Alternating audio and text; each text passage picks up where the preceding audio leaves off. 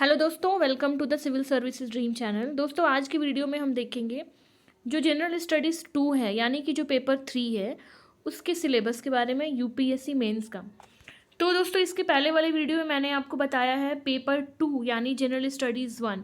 दोस्तों, पेपर 1 में ऐसे आता है, पेपर 2 में जनरल स्टडीज़ 1 आता है और पेपर 3 में जनरल स्टडीज़ 2 आता है। यहाँ पे देखो। तो दोस्तों, आज हम सिलेबस देखेंगे। इसके पहले वाले मैंने पेपर 2 को डिस्कस कर दिया है। तो आइए स्टार्ट करते हैं।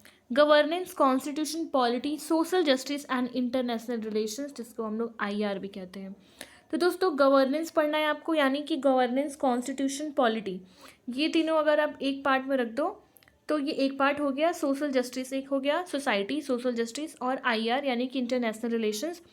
अगर मैं बोले 3 से 4 सब्जेक्ट्स आपको इसमें कवर करने होंगे। ठीक है।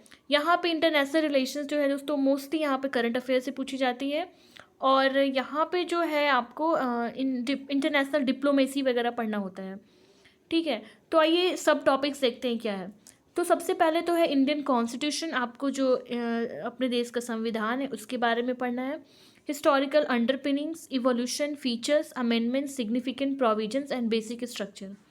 कहने का मतलब ये है कि हिस्टोरिकल अंडरपिनिंग्स में जो रेगुलेटिंग एक्ट 1773 से जो स्टार्ट हुआ था और जो इंडिया एक्ट 1935 पे ख़त्म हुआ है, वो सारा आपको अच्छे से पढ़ना है, क्योंकि दोस्तों वो ये सब इवोल्यूशन है। फिर आपको कॉन्स्टिट्यूशन के फीचर्स पढ़ने होंगे, अमेंडमेंट्स यानी कि जो इम्पॉर्टेंट अमेंडमेंट्स है वो पढ़ना है, जैसे कि 42nd अमेंडमेंट हुए, 44th अमेंडमेंट हुए, तो ये सारे अमेंडमेंट्स पढ़ने हैं आपको। 97th अमेंडमेंट हुए।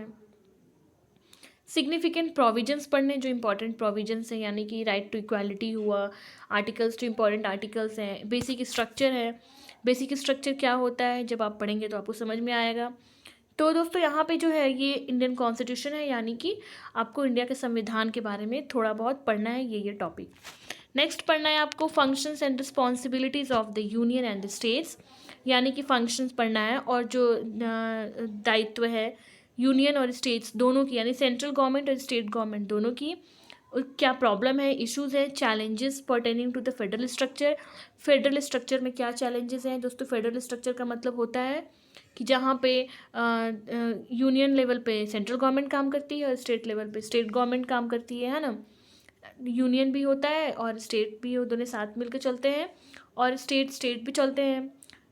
तो यहाँ पे जो है फेडरल स्ट्रक्चर में क्या चैलेंजेस हैं आपको, हमेशा आपने देखा होगा कि यहाँ पे कॉम्पिटिटिव फेडरलिज्म की बात करते हैं ना। Competitive federalism, cooperative federalism, federalism, ये सारे वर्ड्स जो हैं इवॉल्व होके फिर आते हैं। Devolution of powers and finances up to the local levels, किस तरीके से जो पावर है और फाइनेंस जो है वो दिया जाता है, डिवॉल्व किया जाता है लोकल लेवल्स, यानी दोस्तों कि जो पंचायती राज इंस्टीट्यूशंस है, जो म्यूनिसिपल कमेटी और म्यूनिसिपल कॉरपोरेशंस हैं, ठीक है, उसको उसके बारे में ये कह रहा है। उसके बाद पढ़ना है separation of powers between various organs, dispute redressal mechanisms and institutions. दोस्तों, यहाँ पे जो है सेपरेशन ऑफ पावर्स की बात की गई है, यानी कि जो वेरियस ऑर्गेन्स हैं, यानी कि कौन से ऑर्गेन्स, यानी कि जो पार्लियामेंट है, जो लेजिस्लेटिव, जो पार्लियामेंट है, जो एग्जीक्यूटिव है और जो जुडिशियरी है, ये तीनों जो है वो सेपरेशन ऑफ पावर है, अलग अलग ऑर्गेन्स हैं। और किस तरीके से सेपरेशन ऑफ पावर से various organs, dispute redressal mechanism and institutions, यानी कि डिस्प्यूट रिड्रेसल मैकेनिज्म्स लाइक आर्बिट्रेशंस वगैरह आपके बारे में आपको पढ़ना है, आर्बिट्रेटर्स के बारे में पढ़ना है। कंपैरिजन करना है Indian constitution scheme with the other countries, तो आप किससे कंपेयर करेंगे? तो आप यूएस से करेंगे, यूके से करेंगे, कनाडा से, ऑस्ट्रेलिया से, अफ्रीका से, तो आपको रसिया से, तो आपको मोस्टली जितने जहाँ से हमने कॉन्स्टिट्यूशन के प्रोविजंस लिए हैं वहाँ से आपको कंपैरिजन करना है। तो parliament and state legislatures, parliament तो पढ़ना ही है आपको, जो स्टेट लेवल पे भी तो स्टेट गवर्नमेंट कानून बनाती है, स्टेट लेजिस्लेचर्स कानून बनाते हैं ना।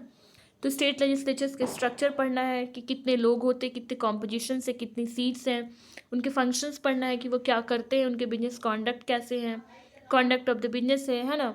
पावर्स एंड प्रिविलेजेस पढ़ने हैं and issues arising out of this. ठीक है, मतलब कि उनके पावर्स क्या है, उनको प्रिविलेजेस क्या दी गई है, कि होता है ना बहुत सारे प्रिविलेजेस दी गई हैं, जैसे कि अगर वो राइट टू स्पीक होता है, उनको कम्प्लीटली फ्रीडम होती है कि वो पार्लियामेंट में या फिर स्टेट लेजिस्लेचर्स हाउस में वो कुछ भी बोलते हैं। ऐसा नहीं है कि कुछ बोल दिए तो उनको तुरंत अरेस्ट कर लिया जाएगा। ठीक है। तो थोड़ी वहाँ पे उनको छूट होती है, वो प्रिविलेज होते हैं। उसके बाद जब वो ऑफिस में होते हैं तो कोई अरेस्ट नहीं कर सकता स्पीकर के कंसेंट के बिना, तो बहुत सारे प्रिविलेजेस दिए गए हैं, ठीक है। तो ठीक है, वो मिनिस्टर्स हैं तो उनको थोड़ा बहुत प्रिविलेजेस मिला हुआ है। और दोस्तों क्या पढ़ना है आपको? Structure, organisation and functioning of the executive and the judiciary पढ़ना है। यानी एग्जीक्यूटिव का मतलब क्या होता है? जो पॉलिसीज़ को एग्जीक्यूट करते हैं, जो हमारी गवर्नमेंट है वो। और जुडिशियरी यानी कि जो न्यायपालिका है आपका। जुडिशियरी यानी कि supreme court, high courts, district courts, ये सारे कोर्ट्स हो गए वो। और दोस्तों क्या पढ़ना है आपको? Ministries and departments of the governments, मतलब मिनिस्ट्रीज और डिपार्टमेंट्स पढ़ने हैं आपको गवर्नमेंट के, जैसे कि नीति आयोग हो गया, ठीक है। प्रेशर ग्रुप्स के बारे में पढ़ना है दोस्तों। प्रेशर ग्रुप्स से तो क्वेश्चंस पिछले साल ही पूछे गए थे। प्रेशर ग्रुप्स के बारे में पढ़ना है, यानी कि प्रेशर ग्रुप्स में जो होते हैं कि कोऑपरेटिव सोसाइटीज़ हो गया, जो भी एक ग्रुप होता है जिनका एक इन्फ्लुएंस सरकार की पॉलिसी पे पड़ती है, उसे कहते हैं प्रेशर ग्रुप, है ना। कि मान लो किसी का यूनियन, ट्रेड यूनियंस हो गया, एग्रीकल्चर के ग्रुप हो गए, किसी के कोऑपरेटिव सोसाइटीज़ हो गए। तो ऐसे ऐसे कुछ संगठन जो होते हैं, जैसे प्रेशर जो सरकार पे दे सकते हैं पॉलिसीज़ बनाने में, उनको प्रेशर ग्रुप कहते हैं। फॉर्मल इनफॉर्मल एसोसिएशंस हो गए। एसोसिएशंस यानी कि जो भी फॉर्मल तरीके से या फिर इनफॉर्मल एसोसिएशंस बनाए गए हैं और उनका रोल किस तरीके से है पॉलिटी में, उसके बारे में आपको पढ़ना है। जैसे कि एनजीओ वगैरह हो गए, एनजीओज़ के रोल हो गए, सेल्फ हेल्प ग्रुप्स के क्या रोल है, इनके बारे में आपको पढ़ना है। Salient features of the representatives of people's act. People's act में दोस्तों दो पढ़ना है आपको, 1950 1950 और 1951, यानी 1950 और 1951, ये दोनों पढ़ना है आपको, ठीक है। उसके बाद क्या पढ़ना है ये देखते हैं। Appointment to various constitutional post.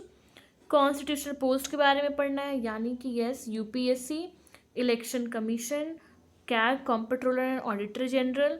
Election commission हो गया, यूपीएससी हो गए, स्टेट इलेक्शन कमीशन हो गए, नहीं स्टेट इलेक्शन कमीशन नहीं, ये कैग हो गए, एजी हो गए, यस एजी हो गए, ठीक है। Attorney general. तो जो कॉन्स्टिट्यूशनल पोस्ट है दोस्तों कि जो मतलब कि जो संवैधानिक पोजीशन है, यानी कि जो संविधान में जिस पोस्ट के बारे में लिखा गया है उसके बारे में आपको पढ़ना है। उनके पावर्स पढ़ने हैं, फंक्शंस पढ़ने हैं, रिस्पॉन्सिबिलिटीज़ पढ़नी है वेरियस कॉन्स्टिट्यूशनल पोस्ट के और कॉन्स्टिट्यूशनल बॉडीज़ के। नेक्स्ट है यहाँ पे कि regulatory, statutory, regulatory and various quasi judicial bodies, ठीक है। यानी कि जो कानून यानी पार्लियामेंट के द्वारा जो बनाई गई बॉडीज़, उसके बारे में। जो रेगुलेटरीज बॉडीज़ है, जैसे कि रेगुलेटरी बॉडीज़ में क्या आ जाएंगे? तो रेगुलेटरीज बॉडीज़ में आ जाएंगे आपको जो इंश्योरेंस से रिलेटेड होता है ना, इंटीग्रेटेड इंश्योरेंस जो रेगुलेटरी डेवलपमेंट है वो, और जितने भी रेगुलेटरीज बॉडीज हो जो रेगुलेट करते हैं, ठीक है, वो आ जाएंगे रेगुलेटरी बॉडीज़ में। क्वासी जुडिशियल बॉडीज़ में दोस्तों जैसे कि फाइनेंस कमीशन भी आता है, और फाइनेंस कमिश्नर एक कॉन्स्टिट्यूशनल बॉडीज़ भी हैं। तो मतलब कि जो आधा जुडिशियरी हो, आधा जुडिशियरी का काम करता हो, कि जैसा काम करता हो, उसे कहते हैं क्वासी जुडिशियल बॉडी। जैसे कि फाइनेंस कमीशन है, इलेक्शन कमीशन है, और भी कुछ चीज़ें हैं, जैसे कि और भी बॉडीज़ हैं, इन्वायरमेंटल से रिलेटेड भी बहुत सारे बॉडीज़ हैं, तो वो सारे क्वासी जुडिशियल बॉडीज़ में आ जाते हैं। जैसे कि एनजीटी हुआ, नेशनल ग्रीन ट्राइब्यूनल, तो ये सारी चीज़ें क्वासी जुडिशियल बॉडीज़ में आएंगे। Government policies and interventions for the development of various sectors and issues arising out of its. दोस्तों यहाँ पे गवर्नमेंट पॉलिसीज आपको पढ़ना है, उनके वेरियस सेक्टर्स में डेवलपमेंट पढ़ना है कि कहाँ कहाँ वो इंटरवेन करते हैं, और उससे रिलेटेड जितने भी इश्यूज अराइज हो रहे हैं, उनके डिज़ाइन और इम्प्लीमेंटेशन में क्या प्रॉब्लम हो रही है, उसके बारे में पढ़ना है। डेवलपमेंट प्रोसेस, यानी कि ये सारी चीज़ें गवर्नेंस में आ जाएगा। Development process, development industry, role of NGO, self help groups, various groups, associations, देखो हम लोगों ने पहले डिस्कस किया। Donors, charities, institutional and other stake holders. उसके बाद पढ़ना है आपको welfare schemes for the vulnerable sections, यानी कि वुमेन्स को लेके, डिसेबल्ड जो सेक्शन है उनको लेके, ओल्ड एज पीपल को लेके, बूढ़े लोगों को लेके क्या सरकार जो है वेलफेयर स्कीम्स चला रही है, वो पढ़ना है आपको। सेंट्रल और स्टेट्स के द्वारा होता है ना कि स्टेट गवर्नमेंट की जो है अलग अलग क्या कहते हैं पॉलिसीज़ आती है, कभी कभी क्लैश हो जाता है सेंट्रल गवर्नमेंट की स्कीम से और स्टेट गवर्नमेंट की स्कीम से, तो वैसी चीज़ें भी चलाई जाती है।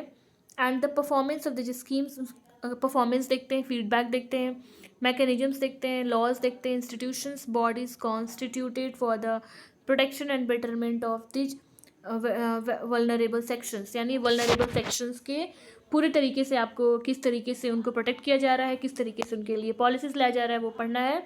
उसके बाद आपको पढ़ना है दोस्तों कि development issues related to development and management of social sector services से रिलेटेड है कि किस तरीके से सोशल सेक्टर या सोशल सर्विसेज जो है उसको किस तरीके से डेवलप किया जा रहा है और मैनेज किया जा रहा है, किससे रिलेटेड, यानी कि आपको हेल्थ रिलेटेड प्रॉब्लम, एजुकेशन और ह्यूमन रिसोर्सेज के बारे में पढ़ना है। ह्यूमन रिसोर्सेज यानी कि एम्प्लॉयमेंट वगैरह के बारे में, हेल्थ यानी कि आपको पता है कोरोना पेंडेमिक से रिलेटेड चीज़ें एग्जाम्पल के लिए मैं बता रही हूँ आपको। Issues related to poverty and hunger पढ़ना है। पॉवर्टी किस तरीके से, दोस्तों पॉवर्टी का पूरा डेटा आपको पता होना चाहिए, किस तरीके से आज़ादी के बाद से लेके अभी तक का क्या कंडीशन हुआ है पॉवर्टी का, ग्लोबल हंगर इंडेक्स क्या है, hunger important aspects of governance पढ़ना है। इंपॉर्टेंट एस्पेक्ट्स जैसे कि ई गवर्नेंस है, गुड गवर्नेंस है, ट्रांसपेरेंसी, करप्शन नहीं होना चाहिए, अकाउंटेबिलिटी यानी कि कोई अगर रिस्पॉन्सिबिलिटी भी हो और उसका पनिशमेंट भी हो अगर वो रिस्पॉन्सिबिलिटी से भागता है तो। ई गवर्नेंस के applications, model, success, limitations, e governance से related potential, citizen charter, transparency and accountability and institutional other measures पढ़ना है। Role of civil services in democracy कि डेमोक्रेसी में किस तरीके से सिविल सर्विसेज क्या रोल प्ले करते हैं। India and its neighbourhood relations में आपको देखना है, यहाँ पे देखो इंटरनेशनल रिलेशन स्टार्ट, यहाँ पे देखो IR आपका आ जाता है, इंडियन नेबरहुड में आपको नेपाल, चाइना, पाकिस्तान, श्रीलंका के बारे में किस तरीके से हमारे रिलेशंस है वो पढ़ना है। Bilateral, regional and global groupings के बारे में पढ़ना, जैसे कि मालाबार एक्सरसाइज हो गया, बायलैटरल FTA हो गया, फ्री ट्रेडिंग जो अग्रीमेंट होता है उसके बारे में पढ़ना है। एग्रीमेंट्स हो गए, 2+2 डायलॉग पता ही होगा आपको क्या है, India and affecting the India's interest, जो इंडिया को अफेक्ट करता है फिर जहाँ पे इंडिया का इंटरेस्ट है, ठीक है। उसके बाद क्या पढ़ना है, effect of policies and politics of developed and developing countries. Developed countries के भी आपके पॉलिसीज एंड पॉलिटिक्स पढ़ना है और डेवलपिंग कंट्रीज़ के भी पढ़ना है, like USA, France, European countries and developing countries on India के इंटरेस्ट में क्या है, and Indian diaspora, important international institutions, agencies, fora and their structure and mandate, मतलब कि जैसे कि United Nations, World Trade Organisations, इन सब के बारे में पढ़ना है। तो दोस्तों काफ़ी जो पेपर 2 है वो काफ़ी डीप है, काफ़ी ब्रॉड है। अगर आपको समझ ना आए एक बार में तो आप दोबारा लेक्चर देखना। वैसे मैं जो है पहले सारा सिलेबस में पेपर 1, 2, 3, 4 करके मैं सारा डिस्कस करूँगी दोस्तों। उसके बाद मैं कोशिश करूँगी कि आपको कौन से टॉपिक कैसे पढ़ना है, कैसे नोट्स बनाना है और किस तरीके से अपने नोट्स को तैयार करना है और इंटरनेट की क्या सोर्सेज होंगी वो मैं पूरा डिटेल से बताऊंगी, आप बिल्कुल टेंशन मत लेना। तो हम फेज वाइज चल रहे हैं, स्टेप टू स्टेप चल रहे हैं। पहले आप सिलेबस देखो और सिलेबस को समझने की कोशिश करो कि सिलेबस क्या है। दोस्तों आज की वीडियो में इतना ही, मिलते हैं नेक्स्ट वीडियो में। Thank you.